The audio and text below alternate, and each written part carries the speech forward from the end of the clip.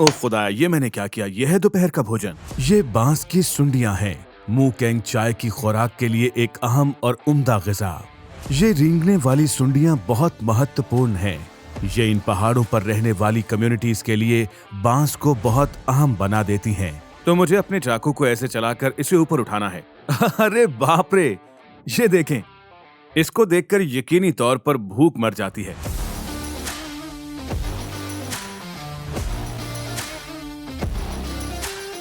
इन दूर दराज पहाड़ों में बांस यहाँ हर घर में उगाए जाते हैं और इनका मकसद सिर्फ इनकी खुराक है। और सच बताऊं तो मैं भी इसी मकसद के लिए यहाँ पर आया हूँ।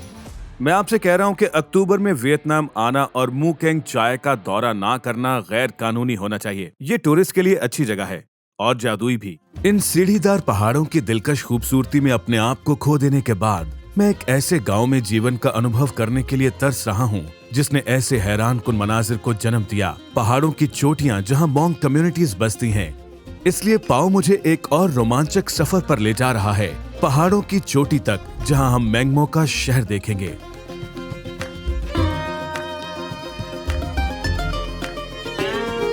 ये मोंग के बेहतरीन गांव में से एक है जिनमें मैं अब तक गया हूं और ये मू केंग चाय से 2 या 3 किलोमीटर की दूरी पर है, लेकिन अभी हम पहाड़ की चोटी पर हैं। हम कच्चे रास्तों पर फिसलते हुए पैदल सफर करते हैं। बहुत से लोग गांव में पैदल जाते हैं, इसमें 1 घंटा या मोटरसाइकिल पर 20 मिनट लगते हैं, सिर्फ इन तंग और तिरछे रास्तों की वजह से। और इस गांव में ज्यादातर सिर्फ कच्ची सड़कें और बांस के जंगलात हैं। ये बहुत सुंदर है। यहाँ पर बांस सिर्फ एक पौधा नहीं है, ये जीवन गुजारने का एक तरीका है, खुद को बहाल रखने वाली ज़रूरी तर्ज जिंदगी का एक लाजमी हिस्सा। इन हिस्सों से अचारी बांस की टहनियां पूरे वियतनाम में बहुत ज्यादा मानी जाती हैं। लेकिन मैं यहाँ ऐसी चीज के लिए आया हूँ जिसके लिए हिम्मत चाहिए। बांस की सुंडियां, रेंगती हुई और सफेद रंग की ये सुंडियां अपने सेगमेंटेड जिस्मों की वजह से बांस से काफी समानता रखती हैं। वैसे तो ये कैटरपिलर्स हैं। ये जीव बांस के कुछ हिस्सों के अंदर पनाह लेती हैं और एक जाल में उस दिन तक रहती हैं जब तक कि एक उड़ने वाले कीड़े या पतंगे में न बदल जाएं। लेकिन मैंगमो में नहीं, यहाँ ये एक कीमती पकवान है। इनमें से कुछ ही कीड़े पतंगे बनने के मरहले तक पहुंच पाते हैं। यहाँ के लोग इनसे लुत्फानंदोज होते हैं। हत्ता कि शूटिंग से एक रात पहले मेरे होटल में मुझे भी खाने के लिए यही परोसे गए। अरे नहीं, पाओ मुझे इसके बारे में बता रहा है। हम इन बांस के दरख्तों को देख रहे हैं और ये मुझे यकीन से कह रहा है कि इस वाले बांस के तने में सुंडियां हैं। और बुनियादी तौर पर वो ऐसा इसलिए कर पाता है क्योंकि जिस बांस के अंदर कीड़े होते हैं, मैं समझता हूँ कि बांस का वो हिस्सा थोड़ा सा छोटा होता है और इसमें छोटा सा छेद भी होता है जिसे कीड़े बना लेते हैं और फिर वो भर नहीं पाता। शायद इसके जरिए वो सांस लेते हैं। वो इसे तुरंत नहीं ढूंढ लेता, वो पहले सिर्फ उसी बांस को काट रहा है जिसका वो हिस्सा कम से कम उसकी नजर में बांस के बाकी डंडों के मुकाबले में नुमाया तौर पर छोटा है। तो इस वक्त मैं मैंगमो गाँव में हूँ, बांस की सुंडियों की तलाश में। पाओ मुझे गांव में घूमने फिरने और बांस के मुख्तलिफ बागात को तलाश करने के लिए साथ ले जा रहा है। और अगर ये गांव हैरत अंगेज तौर पर खूबसूरत नहीं है तो और क्या है। ये जगह किसी गांव की एक परियों की कहानी की तरह है जो लगता है कि आज भी बिल्कुल वैसी है जैसे कि 100 साल पहले थी। ये ऐसी मोंग कम्युनिटी है जिसे आप आकर देखना चाहेंगे, या सिर्फ मैं हूँ जो ऐसी जगह देखने की उम्मीद में रहता हूँ? अगर आप कोशिश भी करें तो यहाँ पर कबूटा ट्रैक्टर नहीं ला सकेंगे, लिहाजा चावल की कटाई 100% हाथ से होती है और ये वाकई कमाल है जब आप देखते हैं कि यहाँ चावल के कितने खेत हैं और ये ढलवान कितनी खड़ी है और इन गहरी ढलवानों पर अनाज की कसरत में ज्यादातर चावल हैं और ये वाकई हैरत अंगेज है कि ये हाथ से लगाए और काटे जाते हैं। इस गाँव में जदीद और मशीनों से बने हुए कपड़े कम दिखाई देते हैं, लिहाजा ये स्कर्ट जो यहाँ है ये मशीनी और पारंपरिक बुनाई के मुरक्कब का एक ऐसा मुजाहिरा है जो आजकल मोंग लोग करते हैं। इसलिए बज़ाहिर ये मशीन से बनी हुई और तैयार की गई लगती है क्योंकि इसमें इतनी डिटेल मौजूद है। लेकिन ये सब मुझे बता रही है कि ये सबसे ऊपर वाला हिस्सा हाथ की सलाई से बना है। इंडिगो रंग के ये बड़े टुकड़े जो यहाँ इस घर के पहलू में लटक रहे हैं और फिर ये नीचे वाला हिस्सा कढ़ाई का हिस्सा है जो हमें यहाँ पर दिख रहा है। लेकिन ये स्कर्ट मुकम्मल तौर पर हाथ से बनी हुई है। ये सब बहुत बढ़िया है। यहाँ तक कि वियतनामी जुबान भी यहाँ पर आम नहीं। क्या आप वियतनामी बोल सकते हैं? नहीं। अच्छा, नहीं बोल सकते। तो आपकी उम्र कितनी होगी? लगभग 50 साल। यहाँ कंक्रीट के घर नहीं हैं। इसके बजाय आपको लकड़ी के पारंपरिक घर मिलेंगे जिनमें से हर एक मुकम्मल तौर पर खुद कफील है। हवा खुश्क मकई, कबूतरों, बत्तखों और मुर्गियों की खुशबू से भरी हुई है। यहाँ तक कि कुछ सूअर भी यहाँ आजाद घूमते हैं। ताज़ा भांग के कपड़े हर घर में धूप में सुखाए जाते हैं और हर घर के पास मौसम बहार में हल चलाने के लिए भैंसे हैं। ये सब कुछ उन इंतहाई दिलकश नज़ारों का हिस्सा है जिनकी आप कल्पना कर सकते हैं। मुझे नहीं लगता कि ये सब कुछ मेरे कैमरे में नजर आ सकेगा, लेकिन इन पहाड़ी इलाकों में ये नज़ारे वाकई अद्भुत हैं। और जब हम इस मोंग गांव में घूम रहे हैं तो मैं देख रहा हूं कि तमाम घरों में एक तरह का सेटअप है। देखिए, इनमें बांस के ढांचे की छत का एक हिस्सा है जिसके नीचे अभी मैं झुककर चल रहा हूं और ये उन पर या तो कड़वा खरबूजा, सरदा या कद्दू उगाते हैं, कुछ खरबूजे जैसा है। और फिर यकीनन यहाँ पर बांस है। ये एक अलग और अहम संसाधन है। ये घरों के कुछ हिस्से की साख्त, बर्तनों, फर्नीचर और पारंपरिक आलात और यकीनन खाने के लिए इस्तेमाल होते हैं। यहाँ के मोंग लोगों की रस्मी तकरीबात और जश्न में इसका इस्तेमाल मुंह से बजाने वाले पारंपरिक साज बनाने के लिए भी किया जाता है, जिसे कैन कहते हैं। ये साज अपने भूरे रंग के साथ मोंग कम्युनिटीज को इनकी सांस्कृतिक विरासत से जोड़ने और उनके जीवन को संगीत से भरने के लिए मुसलसल इस्तेमाल किया जा रहा है।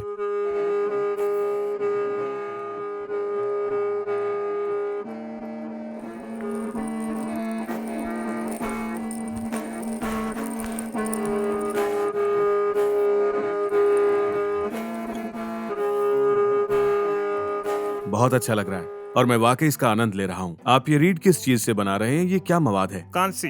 कांसी, अच्छा। जी हाँ, तो ये रीड है और मुझे लगता है कि ये सादा कांसी से बना है। मुझसे तो ये कभी नहीं होने वाला।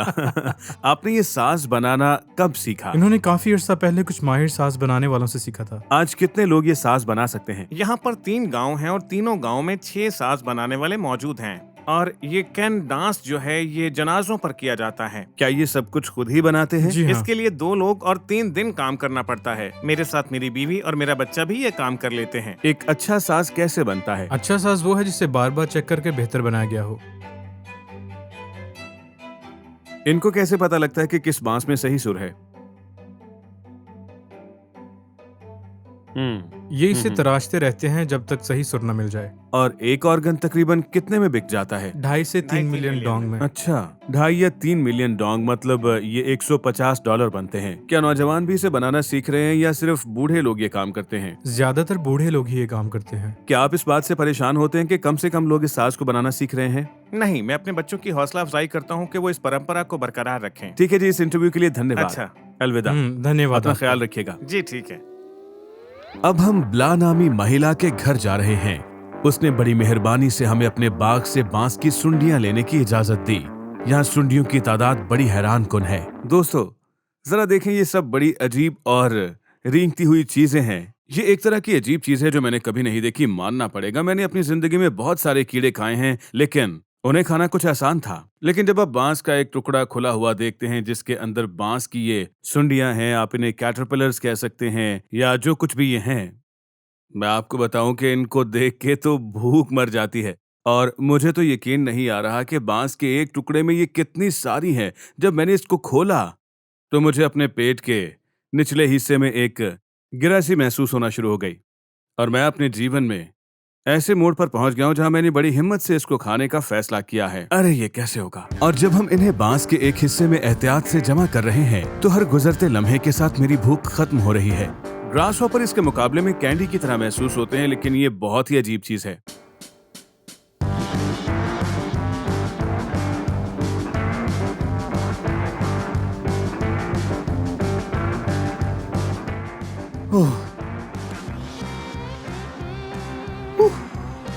तो देखते हैं कि हम खुशकिस्मत हैं या नहीं। पाओ ने मुझे ये बांस खोलने का एहसास दिया है। इसके साइड पर से उस अंकुरित को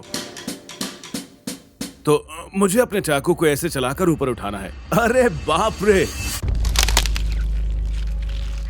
ये वाकई बहुत अजीब है। मेरा मतलब है कि इसमें ये भरी हुई है। मुझे नहीं पता कि इस बांस में करीब करीब सैकड़ों सुंडियां मौजूद होंगी। और मेरे ख्याल में सबसे अजीब बात यह है कि वो अपने ही जिस्म जैसे कुछ पानी जैसे मादे में घूम रही हैं। ये गालिबन पानी जैसा स्याह मादा है। बहरहाल मैं इन हालात में हमेशा खुला जहन रखने की पूरी कोशिश करता हूँ, क्योंकि कोई कारण है कि मोंग लोग ये चीजें खाना पसंद करते हैं।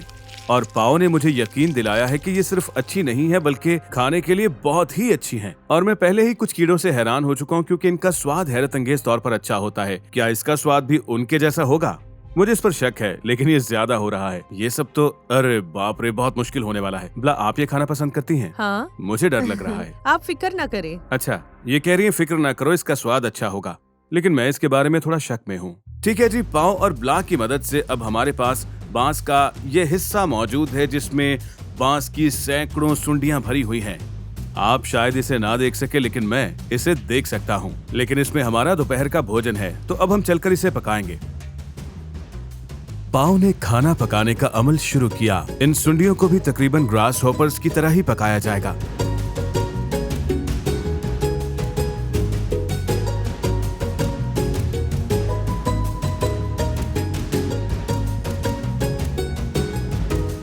इन्हें नींबू के पत्तों और मसालों के साथ काफी देर तक पकाया जाता है।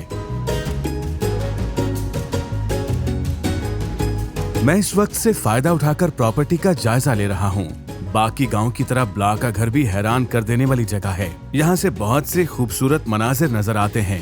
कमाल की बात यह है कि ब्ला हनोई में मुख्तसर तालीम हासिल करने के बाद अच्छी अंग्रेजी बोल लेती है। इसका परिवार परंपरा की गहराइयों से जुड़ा जीवन गुजारता है।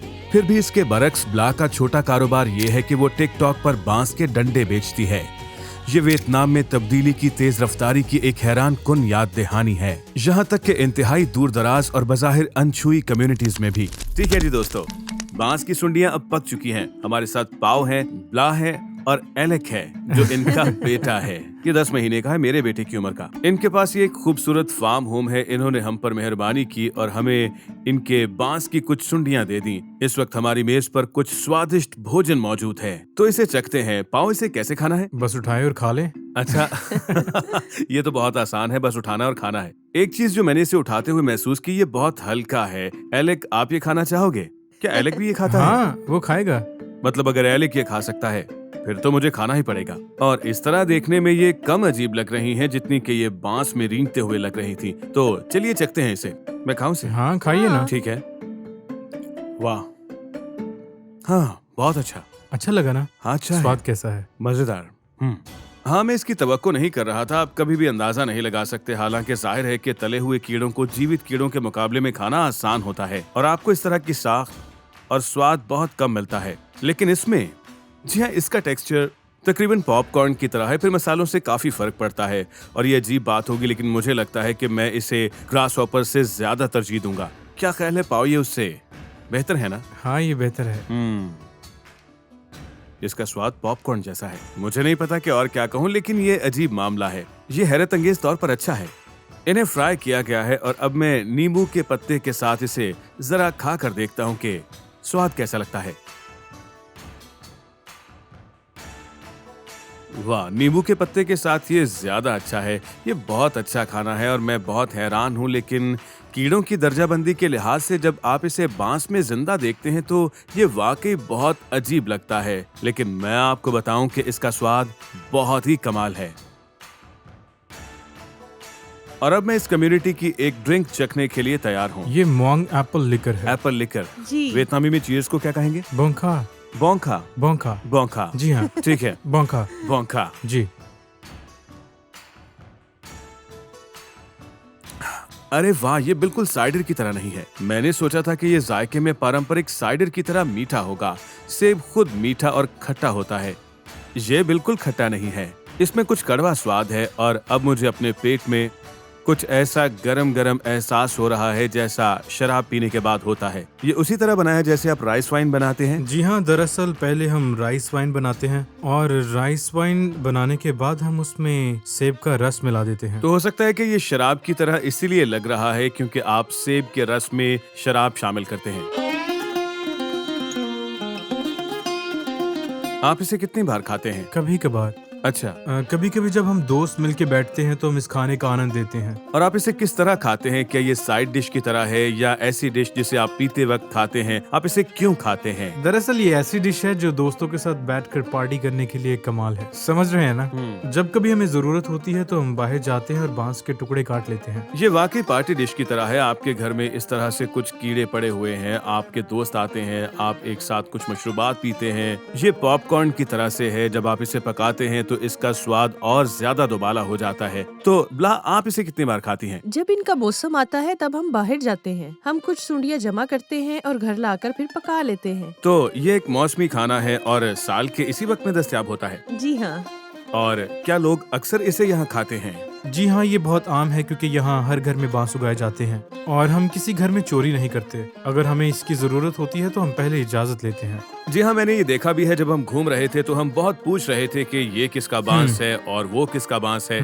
मतलब ये बांस आपका है तो सुंडियाँ भी आपकी हैं। ब्ला, आपने इंग्लिश बोलना कहाँ से सीखा? मैंने दरअसल हनोई के हाई स्कूल में अच्छा। इंग्लिश बोलना सीखी थी। हनोई में आपने कितना अरसा पढ़ाई की? 4 महीने। 4 महीने? जी हाँ। और फिर आप यहाँ वापस आ गई? जी।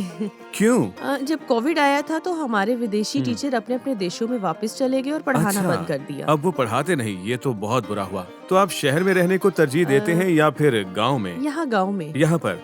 तो ऐसा क्यों है? यहाँ ताज़ा हवा है, पुरसुकून जिंदगी है। शहर में रहना मुझे पसंद नहीं है। मुझे भी यहाँ रहना पसंद है। मुझे लगता है मैं यहाँ रह सकता हूँ। मैंने सुना है कि नौजवान शहर का रुख कर रहे हैं, क्या ये सच है? चंद नौजवान ऐसे हैं। जी। वो शहर में काम करते हैं और छुट्टियों में वापस आ जाते अच्छा, हैं। बताएं कि आपके बचपन से अब तक मैंगमू में क्या तब्दीलियाँ आई हैं? देखें, ये इतनी जल्दी नहीं बदलता। लेकिन थोड़ा बहुत तो बदला होगा। मैं देख रहा हूँ कि अब आपके पास तस्वीर के लिए जगह है, यहाँ अब टूरिस्ट आते हैं। कुछ थोड़ा सा तो मुख्तलिफ हुआ होगा या फिर कुछ नहीं बदला? हाँ, ये एक तब्दीली है। आप बस यही कहेंगी। देखिए, मुझे तस्लीम करना होगा कि ये बहुत अच्छी बात है। आमतौर पर जब मैं पूछता हूँ कि क्या बदला है तो लोग कहते हैं कि सब कुछ तेजी से बदल रहा है। लेकिन जब मैं इस गांव को देखता हूँ तो ये उन देहातों में से एक है जहाँ ऐसा महसूस होता है कि जैसे सब कुछ अब भी बहुत पारंपरिक तरीके से किया जाता है। सब कुछ अब भी बहुत पुराना महसूस होता है क्योंकि यहाँ मशीनी काम की कमी है। पाओ, मुझे दोबारा जी, यहाँ पर लाने के लिए धन्यवाद। धन्यवाद। और ये खाना बहुत ही अच्छा था। ये तो है। और ब्ला, मैं धन्यवाद करता हूँ, आपने मुझे घर में बुलाया और बांस की आपका सुंडियों भी का ये धन्यवाद। खाना मेरे साथ बांटने के लिए भी धन्यवाद। ये वाकई हैरत अंगेज तौर पर स्वादिष्ट भोजन है। बहुत बहुत धन्यवाद। मेरे जहन के मुताबिक मैंगमू एक मिसाल बन गया है जो कि वियतनाम की मौजूदा हालत के बारे में बताता है। मैंगमू पारंपरिक और जिद्दत की दिलचस्प शक्ल को उभारता है जिससे वियतनाम फिलहाल आनंद ले रहा है। इसमें कुछ कम्युनिटीज वियतनामी जुबान तक नहीं बोलती, जबकि दीगर लोग अपने स्मार्टफोन्स में सोशल ऐप्स पर ई-कॉमर्स स्टोर चलाते हैं।